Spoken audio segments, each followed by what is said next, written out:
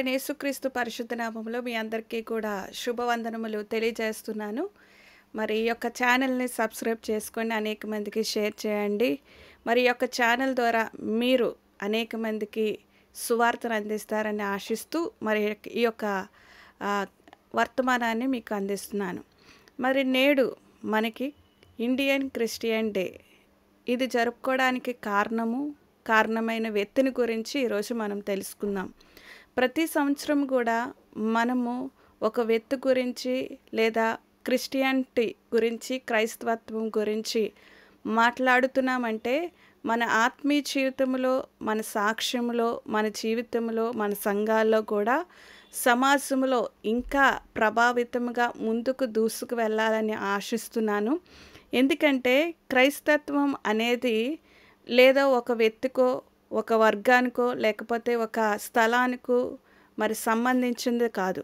ఎందుకంటే ప్రభువు చెప్పాడు ఏమిటంటే, సర్వలోకానికి వెళ్ళి సర్వ సృష్టికి కూడా సువార్తను ప్రకటించమని ఆయన బోధించాడు, ఆజ్ఞాపించాడు గనుక ఆ ఆజ్ఞను బట్టి, బోధన బట్టి మనము నేటికి ప్రపంచవ్యాప్తిగా అనేకమైన ప్రాంతాల్లో, అనేకమైన ప్రజల మధ్యన, జాతుల మధ్యన మనము యేసు కొరకు మరి శిష్యులను తయారు చేస్తూ క్రీస్తు కొరకు సాక్షిగా నిలబడుతున్న వ్యక్తులు అనేక మంది ఉన్నారు. వారిని బట్టి మనం సంతోషించాలి. వారిని బట్టి మనము దేవుని మహిమపరచాలి. మరి నేటి కాలంలో కూడా మనము క్రైస్తత్వంలో ఉన్నాము, క్రీస్తు సంఘములో ఉన్నాము. ఆయన రక్తముతో కొనబడిన అనేక మంది కూడా నేటి సమాజంలో, భారతదేశంలో మరి ఉన్నారు. ఈ భారతదేశంలో క్రైస్తవత్వం అనేది ఎలా వచ్చింది, క్రీస్తుని ఎలా తెలుసుకున్నారనే విషయంలో మనము ఆలోచించుకున్నట్లయితే మరి క్రీస్తు శకము మరి 52వ సంవత్సరంలో మరి యేసు ప్రభు శిష్యుడైన సెయింట్ థామస్ మరి ఆయన ఈ యొక్క భారతదేశానికి మరి వచ్చి క్రీస్తుకు సాక్షిగా నిలబడ్డాడు. అనేక మందిని శిష్యులుగా తయారు చేశాడు. మరి క్రైస్తత్వాన్ని ఇక్కడున్న మరి హిందూ సమాజంలో ఉన్న ప్రతి ఒక్కరిని కూడా, భారతదేశంలో ప్రతి ఒక్కరిని కూడా క్రీస్తుని పరిచయం చేసిన వ్యక్తి అపోస్తుడైన తోమా. ఈ విషయాన్ని మీరు గమనించండి.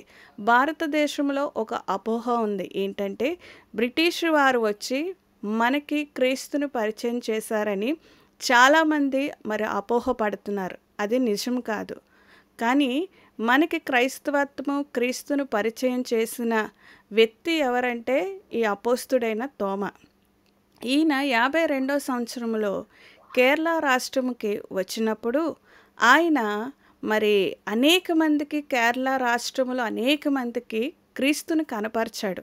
క్రీస్తు గురించి బోధించాడు. క్రీస్తు ఏదైతే వారికి బోధించాడో, క్రీస్తు యొక్క అద్భుతాలు, క్రీస్తు యొక్క సువార్తను, క్రీస్తు యొక్క మరి మహిమను ఆయన వర్ణించినప్పుడు అనేక మందిని, తోమా గారిని ఆయన రిజెక్ట్ చేశారు. అనేక మంది తృణీకరించారు, అనేక మంది కొట్టారు, అనేక మంది రాళ్ళతో చంపాలని ఆయన్ని చూశారు. అయినా సరే ఆయన ధైర్యంగా పరిశుద్ధాత్మ శక్తితో నింపబడి క్రీస్తుకు మరి సాక్షిగా నిలబడ్డాడు.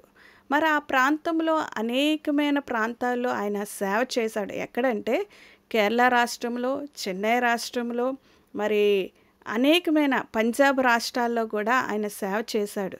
ఈ సేవ భారతదేశంలో సుమారుగా 20 సంవత్సరాలు ఆయన పరిచర్య చేసి, ఆ పరిచర్య బట్టి నేటికి అనేక మంది మరి క్రైస్తవులుగా మరి క్రీస్తుని ఎరిగి ఆయన రక్తములో కడగబడి క్రీస్తు సంఘములో మనమందరం కూడా మార్చబడ్డాం. ఇది క్రైస్తవత్వానికి మొదటి మెట్టు. ఈ యొక్క మెట్టు ద్వారా మనకి పరిచయం చేసిన ఈ అపోస్తుడైన తోమా ద్వారా మనము యేసు ప్రభుని తెలుసుకున్నాము. మనం పాపులమని మనం ఎరిగి క్రీస్తు దగ్గరికి వెళ్ళి ఆయన రక్తములో మనం కడగబడి మరి ఈ యొక్క సంఘాలుగా మనం చేర్చబడి సంఘముగా ఒకటే మరి క్రీస్తుని ఆరాధించడానికి, క్రీస్తుని మహిమపరచడానికి దేవుడు మనకిచ్చిన గొప్ప వరం అనేది, భాగ్యం అనేది, ధన్యత అనేది మనం గుర్తెరగాలి. ప్రియ దేవుని సంగమా, మరి ఈ రోజుల్లో మనము చూసుకున్నట్లయితే నేటి కాలంలో క్రైస్తవం అనేది కూడా భారతదేశంలో విస్తరిస్తుంది. అదేవిధంగా ఖండింపబడుతుంది. ఈ యొక్క తెలుగు రాష్ట్రాల్లో కూడా అనేకమైన ప్రాంతాల్లో ఈ క్రైస్తవుని గురించి, క్రైస్తవ వ్యక్తుల గురించి, క్రైస్తవ సేవకుల గురించి, క్రీస్తుని ఎరిగిన ప్రతి బిడ్డ మీద కూడా నింద కానీ, అవమానం కానీ, తిరస్కారం కానీ, లేదా ఏదో ఒక సాకుతో క్రైస్తవుని మరి హింసిస్తూ, బాధిస్తూ, మరి నేటి సమాజంలో, నేటి భారతదేశంలో, తెలుగు రాష్ట్రాల్లో అనేకమైన మధ్య ప్రదేశాల్లో కానీ, మధ్య యూపీలో కానీ అనేకమైన ప్రాంతాల్లో క్రీస్తుకు విరోధముగా అనేకమైనవి వ్యక్తులు చెలరేగుతున్నారు. ఏది ఏమైనా సరే, ఎంత చెలరేగినా సరే, ఎంత ఖండించినా సరే, ఎంత బాధించినా సరే, ఎంత అవమానపరిచినా సరే, ఏదైనాను సరే దేవుని చిత్తములో భారతదేశం ఉంది. దేవుని చిత్తములో భారతదేశం ఉంది కాబట్టి మరి క్రీస్తు శకము 52వ సంవత్సరంలో అపోస్తుడైన తోమాని దేవుడు పంపించాడు కాబట్టి ఆయన చిత్తములో, ఆయన ఉద్దేశములో, దేవుని యొక్క ఉద్దేశంలో ఈ దేశం ఉంది కాబట్టి నేటికి కూడా మరి భారతీయులంగా మనము దేవుణ్ణి మహిమపరచాలి. నిజ దేవుణ్ణి, నిజ రక్షకుడిని మనం తెలుసుకున్నాము. నిజ రక్షకుని యొద్ద మనం వెళ్ళాము. నిజ దేవుని దగ్గర మనం ఆరాధన అనేది చేస్తున్నాము. నిజ దేవుని దగ్గర మనము మన జీవితాలు సమర్పించుకొని మరి భారతదేశంలో అనేక మంది కూడా నశించే వారు ఉన్నారు కనుక అపోస్తుడు తోమాని ఏ విధంగా అయితే దేవుడు పంపించాడో, అదే కాకుండా అనేక మంది మిషనరీస్ ఈ భారతదేశానికి వచ్చి సువార్తను ఎలాగైతే ప్రకటించారో మనము కూడా ఒక ఛాలెంజ్గా తీసుకొని ఈ యొక్క ఇండియన్ క్రిస్టియన్ డే జరిపించుకుంటున్న మనము గర్వపడుతున్న, మనము అతిశయిస్తున్న మనము కూడా నశించే వారి పట్ల భారము కలిగి మనము సువార్తను ప్రకటించాలి.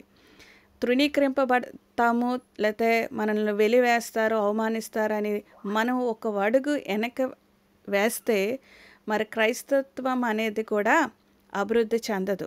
ఎందుకంటే దేవుడు నేటి కాలంలో దేవుడు మనకు అప్పగించాడు. దేవుడు నేటి కాలంలో క్రీస్తు బిడ్డలుగా మార్చడానికి సువార్తను ప్రకటించే బాధ్యత, భారం అనేది దేవుడు నేటి కాలంలో మనకిచ్చాడు కాబట్టి ఆ యొక్క ఆజ్ఞను, ఆ యొక్క బాధ్యతను మనము తీసుకొని మరి అనేక మందిని ప్రేమిద్దాం, క్షమిద్దాం, మరి క్రీస్తును పరిచయం చేద్దాం. మన జీవితాలు మార్చుకుందాం. ముందు మన జీవితాలు మార్చుకోవాలి. మన బ్రతుకును మార్చుకొని క్రీస్తుకు సాక్షిగా, క్రీస్తుని కనపరిచే విధముగా మనం ఉన్నట్లయితే దేవుడు తప్పకుండా ప్రతి ఒక్కరిని కూడా దేవుడు వాడుకుంటాడు. మరి అపోస్తుడైన తోమా మరి క్రీస్తు శకం 52వ సంవత్సరంలో వచ్చినప్పుడు 20 సంవత్సరాలు భారతదేశంలో పరిచర్య చేసి అనేకమైన అంటే చెన్నై పట్టణంలోని, కేరళ రాష్ట్రంలోని, పంజాబ్ రాష్ట్రంలోని ఈ యొక్క సువార్తను వెదజల్లినప్పుడు మరి చెన్నై రాష్ట్రానికి వచ్చినప్పుడు ఆయన మరి క్రీస్తు శకము 72వ సంవత్సరంలో ఆయన హతసాక్షిగా మరణించాడు. అక్కడ కొంతమంది మరి ఆయన చేసిన బోధన బట్టి క్రీస్తును పరిచయం చేస్తున్నాడని, మరి కొత్త మతాన్ని ఆయన బోధిస్తున్నాడని ఉద్దేశం కలిగి అక్కడ మరి అనేక మంది ఆయన చంపారు. ఈటతోని, తర్వాత కత్తితోని ఆయన పొడిచి చంపినప్పుడు ఆయన క్రీస్తు కొరకు హతసాక్షిగా మరణించాడు. నేటికి కూడా మరి చెన్నై పట్టణం మనం వెళ్ళినప్పుడు మరి అక్కడ ఆయన కొరకు గుర్తుగా ఒక సంఘాన్ని కూడా మరి స్థాపించారు. ఎక్కడైతే మరణించాడో ఆ యొక్క మౌంటైన్ దగ్గర కొండపైన మరి అపోస్తుడైన తోమా పేరు మీద సంఘం అనేది అక్కడ స్థాపించబడింది. నేటికి కూడా అది రుజువై ఉంది కనుక హతసాక్షిగా మరణించిన అపోస్తుడైన తోమాను మనం జ్ఞాపకం చేసుకున్నప్పుడు ఆ తోమాను బట్టి మరి ఇండియన్ క్రిస్టియన్ డే మరి జరిపించుకుంటున్నాము. ఇంకా అనేకమైన రాబోయే సంవత్సరాల్లో కూడా మనము జరిపించుకొని ఈ యొక్క సంవత్సరం ఈ సంవత్సరం నుండి నెక్స్ట్ ఇయర్ వరకు జూలై 3వ తారీఖు వచ్చేసరికి నీవు ప్రభువు దగ్గరికి ఎంతమందిని నడిపిస్తున్నావో మరి అపోస్తుడైన తోమా వలె మనము కూడా మిషనరీస్ వలె సువార్తను ప్రకటించి భారతదేశము క్రైస్తవ దేశముగా మార్చడానికి ప్రయత్నిద్దాము. ముందుకు సాగుదాము, ప్రార్థిద్దాము, కలిసి ఉందాము. కష్టమైన, బాధైన, హింసైన, తృణీకరింపబడుతున్నా, హింసింపబడుతున్నా, వెలివేయబడుతున్నా, లేకపోతే మనల్ని దిగజార్చాలని చూసినా, మనల్ని అవమానపరచాలని చూసినా, ఏది ఏమైనా ప్రార్థిద్దాము. దేవుడు మన మార్గాల్ని సరళం చేస్తాడు. ఒకవేళ వాళ్ళు అనుకునేది నెరవేర్చాలని వాళ్ళు ఆశపడుతున్న దేవుని చిత్తమే చివరికి అది నెరవేరుతుంది. కాబట్టి ఈ విషయాన్ని మీరు మర్చిపోద్దు. దేవుని చిత్తములో భారతదేశం ఉంది. దేవుని చిత్తములో ఇక్కడ అనేక మంది దేవుని రాజ్యంలో ప్రవేశించాలి కనుక వారి కొరకు మనం సిద్ధపడదాం. దేవుని చిత్తమై ఉన్న ఆ పనిని ముగించి ముందుకు సాగి మనము కూడా ఇండియన్ క్రిస్టియన్ డే జరుపుకోవడమే కాదు, దాని ప్రకారము జీవించి దాని ప్రకారము ముందుకు సాగాలని ఆశిస్తూ ఈ కొన్ని మాటలు ప్రభు నామములో నేను ముగిస్తున్నాను. దేవుడి మాటలను మన హృదయంలో భద్రపరచునుగాక. ఆమేన్. మీ అందరికీ కూడా మరి నేడు ఇండియన్ క్రిస్టియన్ డే జరుపుకున్న మీ అందరికీ కూడా నా యొక్క యూట్యూబ్ ఛానల్ తరపున జీసస్ గాస్పెల్ మిషన్ అనే ఈ యొక్క యూట్యూబ్ ఛానల్ తరపున శుభాకాంక్షలు అందిస్తూ ముగిస్తున్నాను. Thank you very much. God bless you all of you.